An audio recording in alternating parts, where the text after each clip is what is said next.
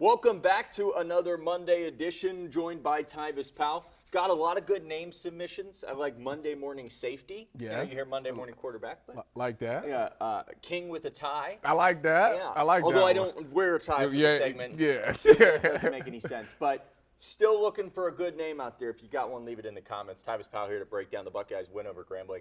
Get us all set for that big game against OU. Mm-hmm. And I say big game because, well, some come into this week thinking, oh, it's another, I think Ohio State's favored 33 points. Something like that. This is an OU team that just beat West Virginia. Yes. This is a Bobcats team that won the MAC. This is an entirely different level of talent. Mm-hmm. You have to assume that the people in the Woody know that, and they're not treating this game anything like Grambling. Honestly, I think them beating West Virginia was the best thing that happened for the Buckeyes because, see, now you're not going to overlook it. The coaches have that motivation to be like, if you walk into this game and you just think you're going to roll the Ohio State helmet out there and they're going to fall down, that's not the case. So actually is going to have those players locked in. So I'm actually glad that they beat West Virginia, and I expect them to come out there and be serious. Listen, the Buckeyes still got things to clean up. I understand it was a great performance against Grambling State. They did exactly what us fans would think they would do to a team like Grambling State, but by no means is it perfect. There's still things that they got to tweak to get better. The run game, I know Bo Jackson had a really good game, but James Peoples and C.J. Donaldson, I still want to see more out of those guys in that offensive line. So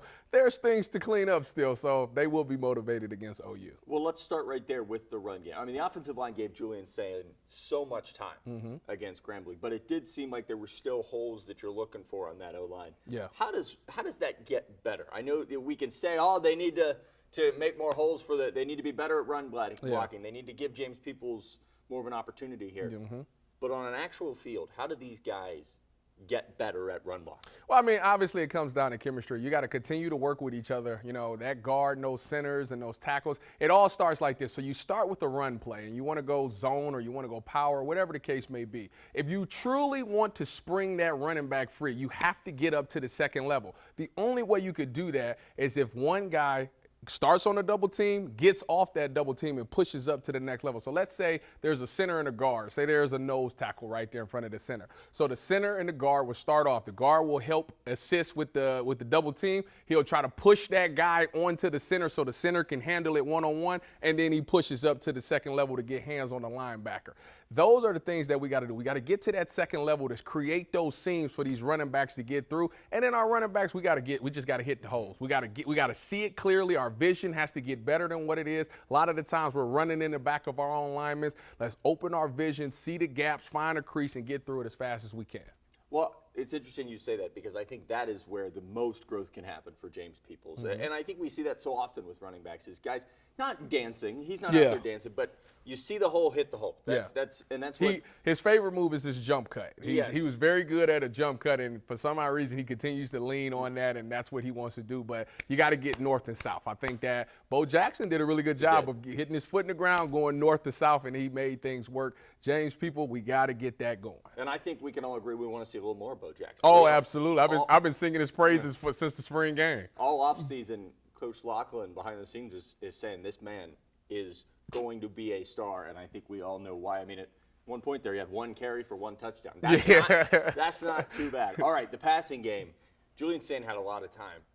But, man, he looked good. I mean, it's really hard to play a better football game than that. I understand he threw the interception. Yes. But when you look at what Julian Sayin was doing, the tone setter over the middle to Will Kazmarek. Yeah, perfectly dropped that in a bucket. Yes. What were your thoughts watching this guy in his second career game as a starter carve up? I don't care that it's Grambling State. I don't either. These guys get their scholarship to play football. They played football their whole life. It's fair. And he's That's still fair. No, when I seen him go out there and I seen his numbers, you know, the first thing I thought was, this reminds me of like a C.J. Stroud. This reminds me of Justin Fields. Those were the first two quarterbacks that I seen in Ohio State that was like very good as far as they threw more touchdowns than incompletions. And when I first seen that stat, I'm like, who does that? That's wild. But to see Julian go out there and do the exact same thing, he found guys. I mean, the guy was dealing. He found his guys and hit them in rhythm, and he was putting the ball in a really good spot. Last week against Texas, we said his accuracy is unbelievable. It's just guys was dropping the ball. This week, they obviously got on the jug machines because there wasn't too many drops out there in this game. He found his guys. And Technically, he didn't throw an incompletion. Exactly. The ball never hit the ground. I mean, it was an interception, so yes, and he shouldn't have thrown that ball. He was very late trying to get that ball to that field. If you're going to be late, that's a far throw. The Grambling State player just made a really good play, and he will put it on his highlight tape. No ball hit the ground. It was just a completion of the wrong team. Yeah. You know? That's a pretty historic game in Ohio I agree. State. I agree. I've never seen that from a quarterback. If you're Ryan Day in Ohio State, and kudos to Brian Hartline, I thought he called a very good game. Yeah. You can't take the reins away now. No. You can't go backwards. No. Do you agree? You can't. I mean, you've allowed him to kind of have full reign. I understand the competition really ramps up here with OU. I know we can say, but they are a really good football team, a different level than Grambling. Yes. You can't take that offensive play calling and say, all right, Julian, we're going to dial it back a little more, right? No, absolutely not. What you do is you go in there, you say, you keep giving him more, because the Big Ten Conference opens up after this game. This is the last at Washington. At Washington. That's a tough game. So with that being said, like, you got to be ready to go. I know we get a bye week in between those two and you get that extra time, but he has to be ready to go. This whole entire team must be ready to go once you get into conference play, because now you're playing to get to Indy, so a place that we haven't been in quite some time. So no, you rev it up, you keep giving Julian as much as he can handle, and you get the rest of those guys going. You get that run game fixed, you continue to build that chemistry with these wide receivers and those tight ends. You know, he's doing a really good job of hitting them in stride. Will Kazmarik's touchdown was a perfect example. Just continue to do that, and I think Carnell Tate is still the most underrated Buckeye since Emeka Egbuka. Emeka Egbuka, he's pretty good. Hey, 2 touchdowns. How Look at about that? A him. Look at game-winning that. catch. I think he told everybody why he was a first-round pick. All right, Yeah. let's go to the other side of the ball, because I thought, and I was wrong, that Matt Patricia this game would be very vanilla. Why would you think that? I thought it's what Grambling is State. wrong with this guy? I thought how you gonna sit there and say they can't pull it back on Julian Sayin, but they're gonna pull it back on defense? Well, I just thought No. you don't want to put anything else on tape. Matt But Patricia is you put your foot on their neck and Yeah. you just press down a little bit. And that's and what he I did. loved it. I absolutely loved it. And I'll say this just about the game in general. You can say, yes, it's Grambling, and yes, they won 70-0. We've seen this game in Ohio State history where they did dial it back. Yes. Where they're slow out of the gate, where this game actually ends up at the end of the first quarter. Everyone's like, okay, they're up 7-0. Halftime, it's 20. It's been like that in recent years. Yes. Matt Patricia said, no, we're putting Arvell Reese's hand in the dirt again. We're letting him go to work. We're faking that coverage in with Caleb Downs, letting him drop back. Catch That was beautiful. That was amazing. It was beautiful. I just thought, and at this point, and you can tell me if I'm wrong, that feels like the Ohio State defense. You can't dial that back because everybody said all offseason, this is the Ohio State defense, not Matt Patricia's defense. This defense looks different.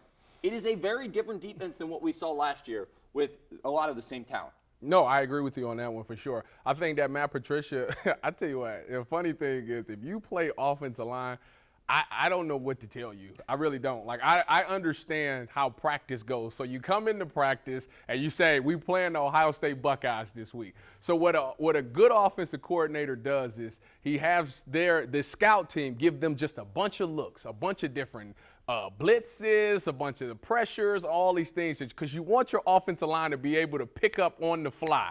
The problem is you just never know who's going to come and who's not, who's popping out. And I think on the Caleb Downs thing, it was so funny to me because Caleb did a really good job of selling like he was coming and then stopped and pulled out. If you go back and watch that play, I want to say it was Arvell Reese that was blitzing.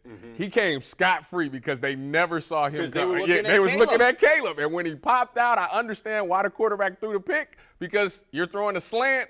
If I don't throw it, I'm going to get smoked by this linebacker. So he just throws it blindly, and boom, Caleb makes a play. So it's just so much confusion that defense is doing. It's very, very difficult. You have to be a disciplined team and understand what they're doing. But the problem is they change it up so much. There's so many different guys that's active in the defense that you just never know who to key into for your tail. And I think that's why this defense is so special. Well, it's funny because I thought they wouldn't want to show stuff like that just because they can beat Grambling. We know they could have probably shut them out with a base defense. They could have. But they got to get better too. That's their goal here, is to use a game like that to get better. But I thought it was interesting because after the game I realized to myself, well, you put it on tape, but that doesn't mean that Washington's quarterback is going to say, oh, there's Caleb. he's not actually blitzing because the next time he go blitz. That's what I'm saying. I don't know what I don't know what you do as a quarterback. I'm glad that I am not one. Does it make you have more appreciation for this Buckeye offense? We always hear iron sharpens iron, but the more that I think about fall camp and the more that I think, what we were watching and what we were hearing, this was an offense going against the best defense in the country by far. Yeah. How much is that actually helping in practice day to day? Almost more than playing Grambling State. Honestly, there is probably not a look that Ohio State couldn't handle. Their offensive line I'm talking about. As far as protection goes, I mean, if you're going up against what Matt Patricia is doing, there's nothing in the country that you can't handle. And I'm talking about on the fly because you've had to deal with it all camp. So I think that this offensive line, because there was some moving pieces, people coming into the program and playing right tackle and all those things, I think it actually helped those guys build their chemistry because now we have to talk. Now we have to communicate. So now when we go up against the Texas and the Grambling States and the Washingtons and everybody else, we already got that chemistry. We know what to do because we're going to talk about it before the snap, and we know how to handle everything because Matt Patricia has given us the toughest looks that we're going to see all year. So those two sides of the ball have worked hand in hand, and I think that's why you're starting to see this offense start to come along because it's like, oh, this is the best y'all got? Oh, well, practice was way harder than that. And anytime you can say that, now you're talking about national championships. I think you're spot on there. This was great. Next week, or I guess we get a week off, but the following week we're talking Washington. You used to play there. Yeah. I'm excited to hear about how loud that place gets. Hey. That's all now, they're heard. not playing at Lumen Field, but Lumen Field is the same. I think the same makers. Yeah, the same design. And I'm telling Lumen Field, loud. Yeah, it's the same design. And so they got like things that overhang. Yes. That's what I want to talk about. Hey, that's for 2 weeks. All right, I'm going to get myself a white T-shirt for that segment so we can match there. I like that better than okay, maybe not. He is Tyvis Powell. I'm Adam King. Thanks for taking the time, man. No problem. We still need a name. Thanks for watching.